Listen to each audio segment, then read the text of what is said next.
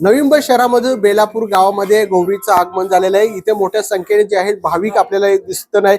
गौरीचं लाकडांपासून जे आहे गौरीची मूर्ती जी ही तयार करण्यात आलेली आहे। आपण पाहू शकता असं सुंदर रूप जे बनवण्याचं काम सुरू केलेलं आहे। नैवेद्य सुद्धा वेगवेगळ्या प्रकारचे मोदक असतील, वेगवेगळे पदार्थ जे बनवलेले आहेत गौरीला नैवेद्य ठेवण्यासाठी जे ही तयारी करण्यात आली। पूजेचं सुद्धा स्वरूप मोठ्या प्रमाणात करण्यात आलेले आहे। तर आपल्या सोबत जे आहेत नवी मुंबई काँग्रेस जिल्हा अध्यक्ष पूनम पाटील यांच्या निवासस्थानी गौरीचं आगमन झालेलं आहे। ताई, वेगळी परंपरा आहे, भाविक मोठ्या प्रमाणात येतात, काय परंपरा आहे आपल्या?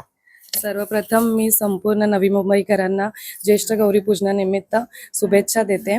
आज इथे आम्ही गौरीची स्थापना केलेली आहे आणि ह्या गौरीची म्हणजे सांगण्याचं तात्पर्य हे आहे की ही माझ्या सासू सासऱ्यांनी हे गौरीची स्थापना केली होती आणि हे आदर्श आहे घेण्यासारखा की पर्यावरणचा जो समतोल राखण्यासाठी आपण त्याचं महत्त्व आहे आणि त्याच्यासाठीच आम्ही ही जी गौराई आहे माझी ती सागाच्या लाकडापासून बनवलेली आहे आणि नक्कीच पर्यावरण जो समतोल राखला जातो याच्याने आणि याचा आदर्श घेतला पाहिजे। आम्ही गौर विसर्जन करत नाही, तर त्याच्याच ज्या पात्र्या असतात त्याचं विसर्जन होतं आणि नक्कीच आज कित्येक वर्षापासून आमच्या घरामध्ये ही परंपरा आहे आणि अशीच सुरू राहणार आणि इतक्या सुंदर गौराईचं दर्शन घेण्यासाठी संपूर्ण नवी मुंबईची जी जनता आहे ती येते, दर्शन घेते आणि गौराईचा आशीर्वाद घेते।